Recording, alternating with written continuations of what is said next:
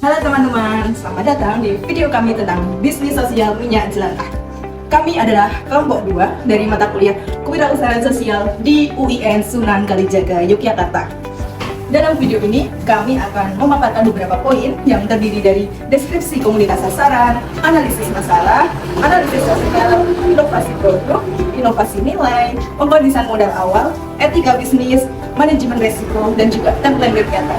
Nah, sebelum kita lanjut di penjabaran poin-poin tersebut, alangkah lebih banyak kita kenalan dengan anggota kelompok 2. Muhammad Ilham Nadifuddin, Ariko Fauzia,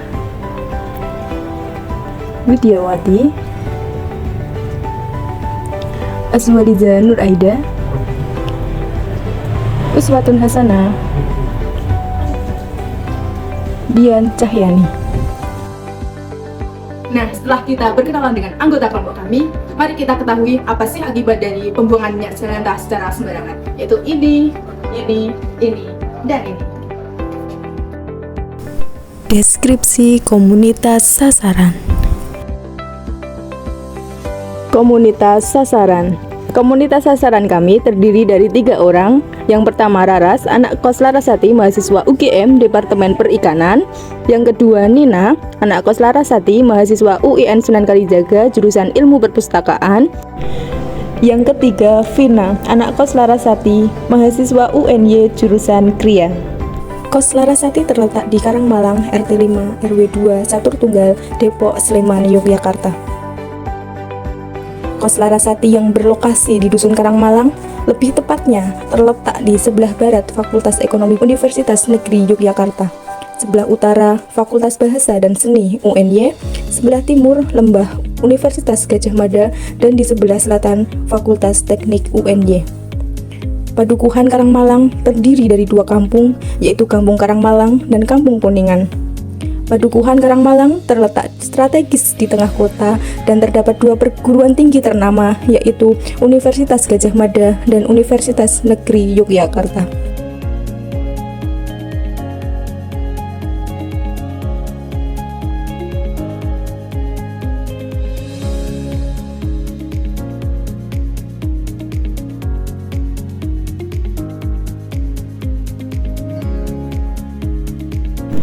Analisis masalah. Hasil wawancara dengan komunitas sasaran, terdapat beberapa alasan membuang minyak jelantah sembarangan. Raras dan Nina mempunyai 2 alasan, sedangkan Vina mempunyai 3 alasan. Raras dan Nina mempunyai alasan tidak tahu cara mengolahnya dan keterbatasan akses. Sedangkan Vina mempunyai alasan tidak tahu cara mengolahnya, kebiasaan, dan tidak ada yang memarahi. Berikut diagram Pareto yang telah dianalisis menunjukkan bahwa tidak tahu cara mengolahnya mendapat persentase sebanyak 100%. Maka masalah utama pada komunitas sasaran adalah tidak tahu cara mengolahnya. Pohon masalah ini terfokus pada pembuangan minyak jelantah yang dilakukan secara sembarangan. Pembuangan minyak jelantah yang dilakukan secara sembarangan disebabkan oleh tidak mengertinya mau dibuat apa minyak jelantah tersebut.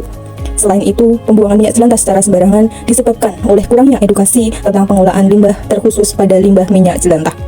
Apabila pembuangan minyak jelantah itu dilakukan secara sembarangan, maka hal tersebut dapat mengakibatkan pencemaran air dan tanah.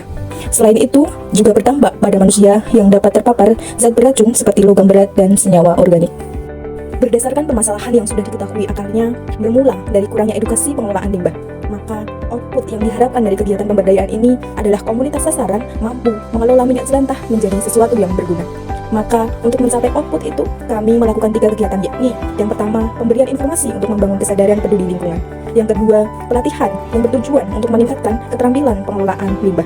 Yang ketiga, pendayaan atau pemberian daya berupa modal bisnis sosial yang bertujuan untuk komersialisasi limbah agar limbah yang difokuskan pada minyak jelantah dapat menjadi barang yang berguna. Analisis sosial. Yang pertama adalah modal manusia. Dari ketiga komunitas sasaran, Nina tergabung dalam organisasi kampus Himpunan Mahasiswa Program Studi Ilmu Perpustakaan yang sering mengadakan program dana sosial atau danusan. Terdapat modal fisik beberapa tempat bangunan yang dapat dijadikan modal pelatihan bisnis kewirausahaan. Yang ketiga, modal lingkungan. Terdapat sumber daya lingkungan berupa tanaman di perkarangan rumah area kos Larasati yang dapat dijadikan media uji coba produk pupuk. Yang keempat, modal sosial. Terdapat larangan membuang sampah sembarangan di lingkungan perkarangan rumah atau kos-kosan. Yang kelima, modal teknologi. HP dapat digunakan untuk mempromosikan produk di media sosial, contohnya Instagram, Facebook, WhatsApp, Twitter, dan atau YouTube. Yang keenam, tuntutan pasar. Harga pupuk kimia di Indonesia telah mengalami kenaikan yang signifikan dalam beberapa tahun terakhir. Inovasi produk. Bentuk inovasi pada produk kami yaitu menggunakan penggabungan dengan menambahkan bawang putih yang berguna untuk mengusir hama ke dalam pupuk dari minyak jelantah atau sintesa. Yang berikutnya adalah SCUMBSN. Ini adalah SCUMBSN, produk pupuk organik dari minyak jelantah. Adapun pengadaan jasa ini diperuntukkan untuk menambah bahan baku dari produk pupuk organik milik bisnis kami. Hal ini dapat menjadi alternatif bagi perusahaan kami jika dirasa bahan baku yang didapatkan di komunitas sasaran itu kurang untuk proses produksi barang. Inovasi nilai. Wirausaha sosial kami menggunakan pola model 1 yaitu integratif. Pola ini menggabungkan kegiatan ekonomi perusahaan sosial dengan partisipasi langsung dari komunitas sasaran. Setelah proses penyadaran dan pelatihan, komunitas sasaran akan dipekerjakan dalam kegiatan ekonomi wirausaha sosial untuk mendapatkan penghasilan. Lalu rincian model 1, yang pertama kegiatan ekonomi wirausaha sosial, yang pertama itu membeli bahan baku pembuatan produk. Yang kedua, program berkelanjutan komunitas sasaran, yaitu komunitas berkontribusi secara langsung pada produktivitas perusahaan sosial. Yang ketiga, investasi, yaitu pemberian modal operasional. Yang keempat, reinvestasi sosial, yaitu memberikan medical check up setahun sekali dengan biaya 260.000 per pekerja.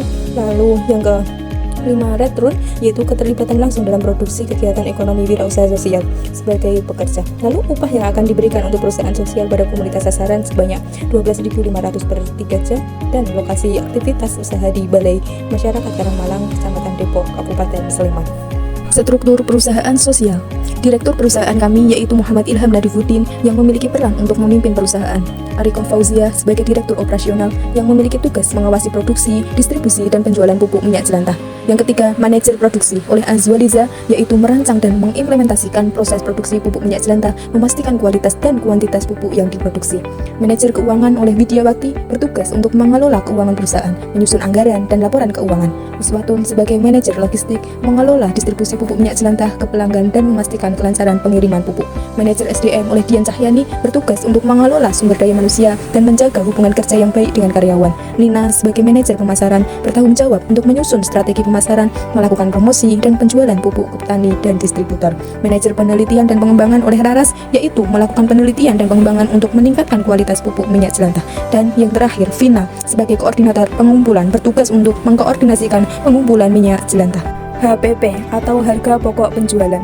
Jadi, uang yang dikeluarkan untuk pembelian berbagai macam bahan pokok produksi sebesar Rp46.000.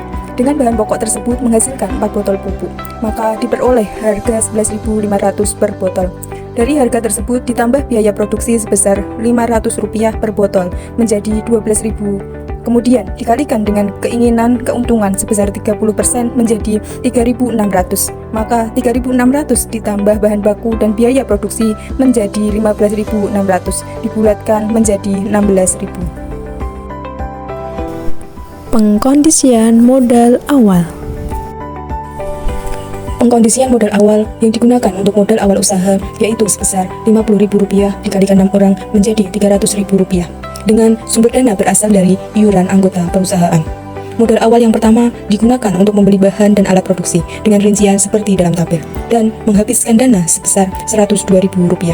Yang kedua, modal awal digunakan untuk biaya saat pengkapasitasan yaitu sebesar Rp60.000 untuk konsumsi. Sehingga terdapat dana darurat atau sisa modal awal sebesar Rp138.000.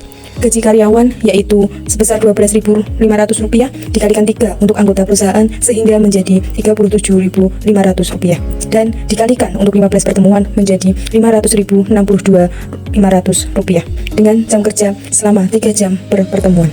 Kami juga menyediakan dana untuk medical check up sebesar Rp260.000 dikalikan 3 menjadi Rp780.000 per tahunnya. Etika bisnis sosial. Etika bisnis sosial terdiri dari profesionalitas, yaitu setiap pekerja wajib menyelesaikan tugasnya sesuai dengan target dan tenggat waktu yang telah ditentukan.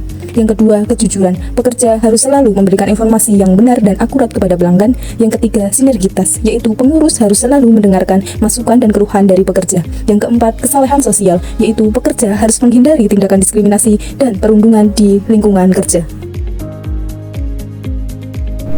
Manajemen resiko. Yang pertama adalah resiko murni, yaitu resiko hilangnya produk atau rusaknya aset operasional dengan frekuensi 1 kali dalam sebulan. Adapun perhitungannya adalah total semua bahan dan alat pembuatan dikali 1 dan mendapatkan hasil 83.000. Yang kedua adalah resiko spekulatif, yaitu resiko perubahan harga input dan output dengan frekuensi 1 kali dalam sebulan. Adapun perhitungannya adalah bawang putih naik Rp1.000 per 1/4 gram, sedangkan bekatul 1 kilo naik Rp500. Karena perusahaan kami punya target penjualan sebanyak 300 botol, maka total kenaikan bekatul sebanyak Rp37.500. Sedangkan total kenaikan bawang putih sebanyak Rp75.000, maka total kenaikan dari kedua bahan tersebut adalah Rp112.500. Dari total tersebut dibagi 4 karena tiap botol kenaikan satu input menghasilkan 4 botol, yang berarti total kenaikannya adalah Rp28.125 per bulan. Yang ketiga adalah resiko investasi dan atau reinvestasi sosial, yaitu tidak terpenuhinya target produksi oleh perusahaan. Jika tidak terpenuhinya target produksinya oleh perusahaan, maka otomatis target penjualan menurun. Misalnya, target penjualan 300 botol menjadi 240 botol dengan penurunan 20%, maka perhitungannya adalah 60 dikali 16.000 mendapatkan hasil Rp960.000. Mitigasi resiko.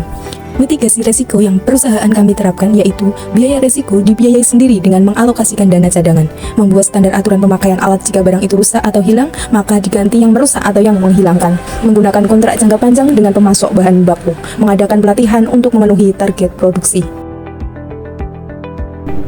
Timeline kegiatan.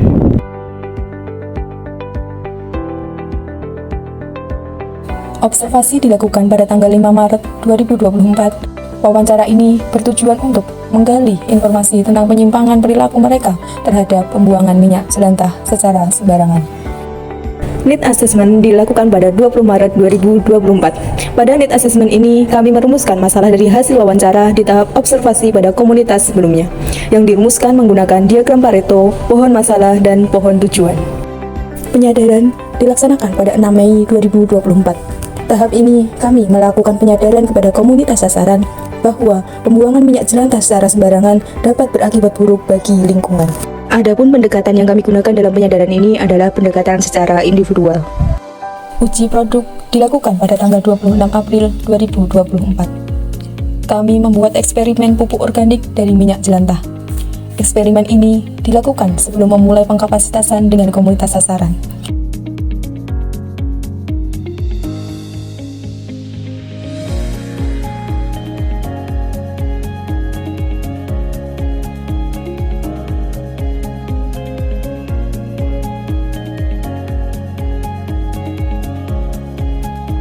Pengkapasitasan ini kami lakukan pada tanggal 17 Mei 2024 yang berlokasi di teras depan Kos Larasati. Dalam pengkapasitasan ini, kami memberikan edukasi kembali mengenai limbah minyak jelantah, mengapa kami memilih membuat produk pupuk dan manfaat dari pupuk.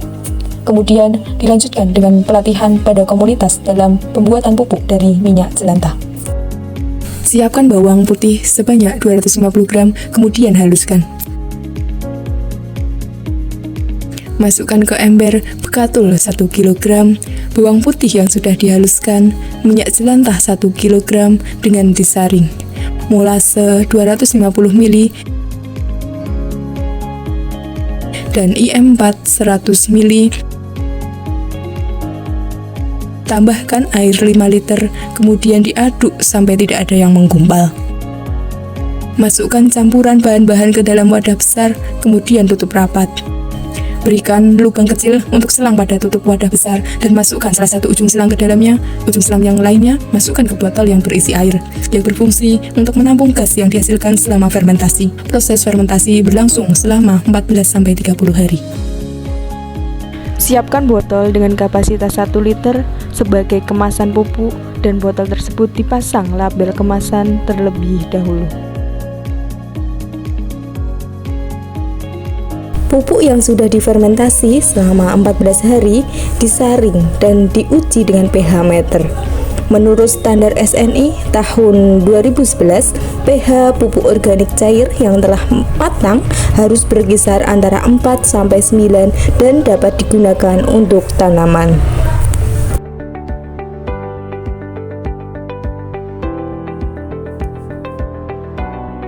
Proses pendayaan dilakukan pada tanggal 19 Mei 2024 dengan menjalin kesepakatan dengan ketiga komunitas sasaran terkait kontrak kerja berupa upah, peraturan, maupun jam kerja yang akan disepakati bersama.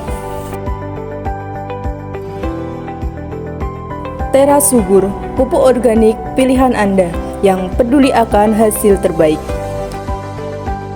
Untuk informasi pembelian tersedia di bawah ini. Sekian yang dapat kelompok kami tampilkan dalam video ini. Apabila banyak kesalahan, saya atas nama kelompok memohon maaf sebesar-besarnya. Saya ucapkan terima kasih.